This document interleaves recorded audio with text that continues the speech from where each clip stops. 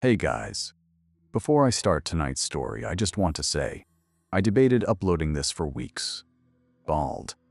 Because this didn't happen to someone I read about online. This happened to me.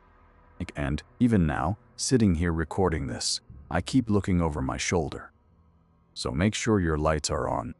Close your bedroom door. And please, don't watch this alone. Mained. Because once I tell you what I saw in that house, you're going to have a hard time sleeping tonight. LMD. I know I still do. Sakino. I moved into the apartment on Harker Street in October. Mounds, it was cheap. Suspiciously cheap. But I was broke, desperate, and honestly I didn't ask enough questions. The landlord, a quiet man named Mr. Precise, handed me the keys without making eye contact. He said the last tenant had moved on. I thought nothing of it. The apartment was on the 3rd floor. Unit 3C. End of the hallway. The first night, everything was fine. A little too quiet, maybe the kind of quiet that feels heavy, like the air itself is holding its breath. But I chalked it up to city nerves, made some ramen, and fell asleep on an air mattress. Tabul Majir.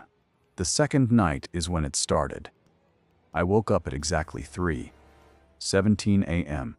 I remember the time because I stared at my phone for a long moment, trying to figure out what had pulled me out of sleep. Then I heard it. Knocking. 3 slow, deliberate knocks from inside the wall beside my bed.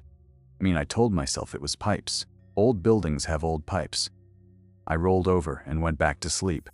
But the next night it happened again. 3:17 a.m. 3 knocks. Same wall. Same rhythm. On the 4th night, I didn't sleep. I just lay there in the dark, staring at the wall, waiting.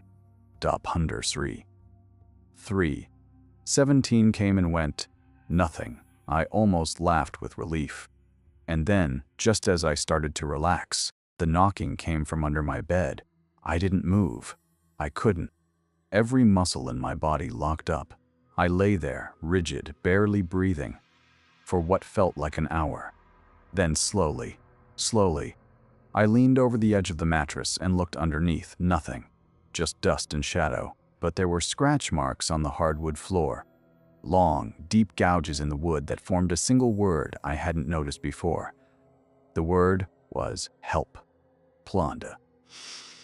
The next morning I knocked on doors. I asked my neighbors about the previous tenant.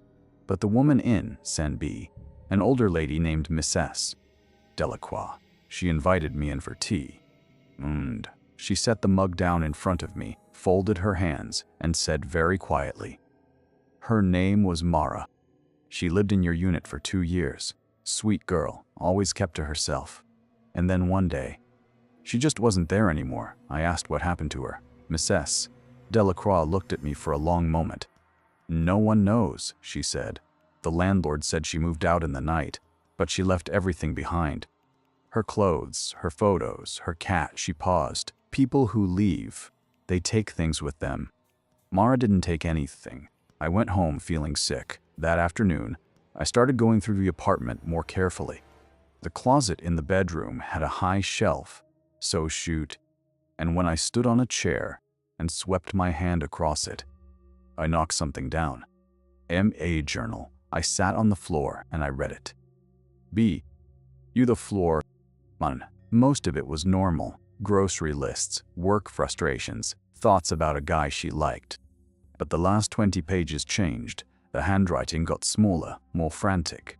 She wrote about hearing things at night, about feeling like someone was watching her from inside the walls, about how Mr. Price had started showing up at strange hours, and how she had started pushing furniture against the front door. The last entry was dated October 14th, exactly 1 year ago to the day. It said only 4 words. Yans, he's already inside. Goodbye. Yo.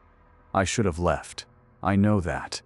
But I was stubborn and broke, and part of me, the rational part, kept insisting there was an explanation. Beyond. That night I set up my phone to record the bedroom while I slept. Baines at 3:17 a.m. The knocking started again. In the morning, I played back the footage with shaking hands. The knocking was there on the recording, clear and rhythmic. But that's not what made my blood run cold. At 3:17, just before the first knock, in the corner of the room, half hidden by shadow, there was a figure. Bandus standing perfectly still, watching me sleep.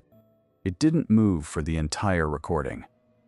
It just stood there for 23 minutes. And then, right as the knocking stopped, it stepped backward into the wall and was gone. The figure was wearing a green coat. Mrs. Delacroix had told me that Mara, the girl who disappeared, was always wearing a green coat. I called the police. They came, checked the apartment, found nothing. They looked at the video and said it was probably a lighting artifact, a glitch. I could see in their eyes that they didn't believe their own explanation. Bonds, that night I slept with every light on. I didn't care. I just needed to feel less alone. Bend at 3:17, I woke up, no knocking this time. Instead, there was a phone on my nightstand that wasn't mine, an old flip phone, cracked screen, battery somehow full. And there was one unread message. I opened it. It said, "The door in the floor. Don't let him find you before you find it, mem."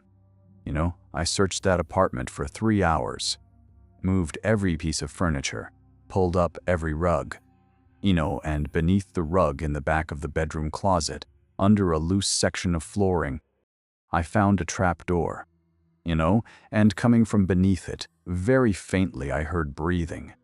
Quend, I ran. I left that apartment, left most of my things, and I never went back. A week later, I drove past Harker Street.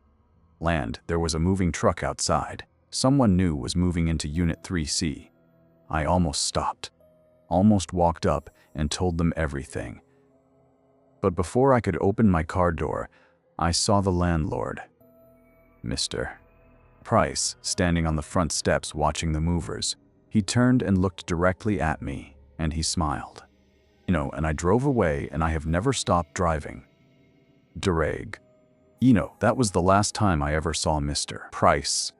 I've tried to find records of him, of that building, of Mara, and I found almost nothing. It's like they were all just erased. The flip phone I found that night, it stopped working the next morning. Screen went black, battery dead, like it was never meant to stay, but I kept it. It's in a box in my closet right now, and sometimes, late at night, when everything is quiet, calmest, I think I see the screen light up light. If you made it to the end of this video, I appreciate you. Genuinely. Drop a comment below telling me lights on or lights off, because I need to know I'm not alone in this. If this story got under your skin, hit that subscribe button. I post new stories every week, and trust me, they're even worse than this one. Some of them are even worse than this one. And if you know anyone who loves a good scare, share this with them. Make sure they watch it alone. At night, for the experience, stay safe out there. And whatever you do, don't rent cheap apartments without asking why they're so cheap. Good night.